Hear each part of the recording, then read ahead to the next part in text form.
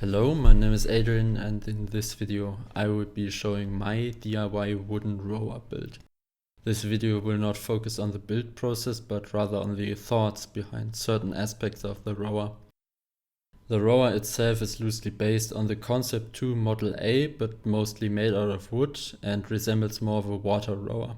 It was built with minimal tools consisting of a handsaw for wood, a hacksaw for metal, a power drill, screwdriver, and acrylic paint for finish.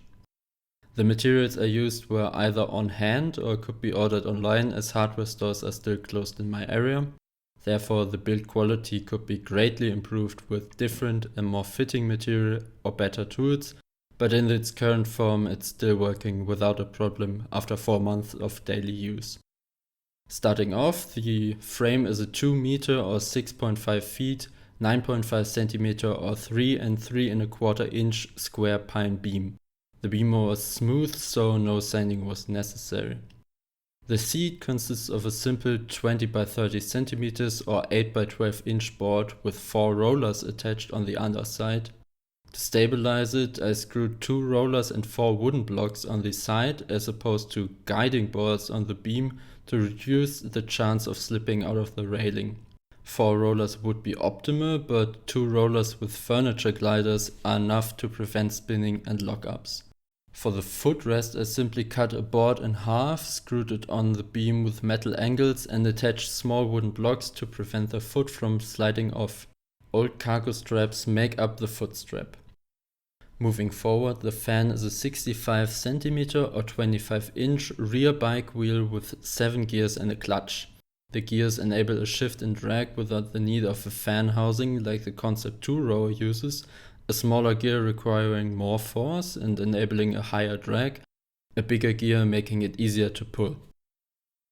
The whole wheel is attached off-center with wooden boards to align the gears with the direction of pull and prevent the chain from jamming in the fan blades. A secondary gear is needed to hold gears consistently and prevent accidental shifts while rowing. It is held in place by a stopper nut on the axle. The axle itself can be moved and is rudimentarily stopped by a bolt that can be adjusted in length to select the gear. This area has a lot of potential for improvement.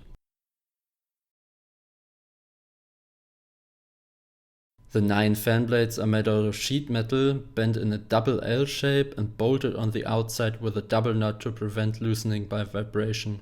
The inside is glued in place, again not optimal but sufficient.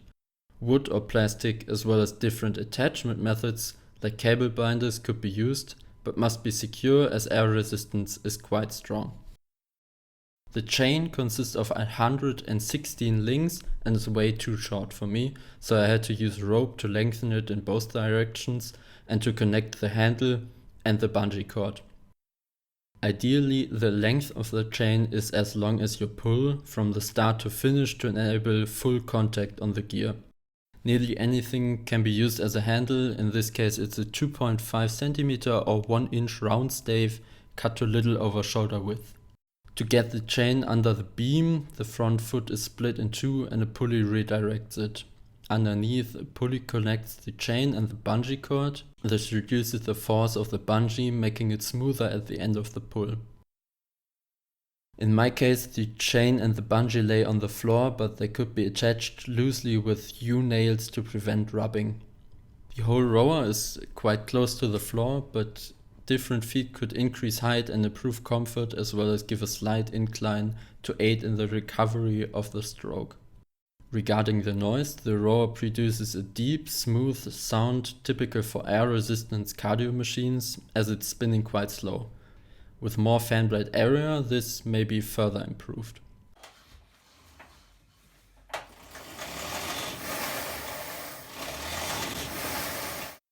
All in all, the costs were around 80 euros, 70 pounds or 95 USD.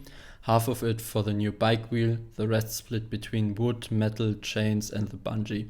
The building time was around 2 days but could be greatly reduced with better planning and more fitting parts. I hope this gives at least some insight into the features commonly seen in rowing builds here on YouTube, and I can inspire someone to improve upon this design utilizing different gears. Feel free to share your thoughts in the comments to help me improve my build as well. Have a great day.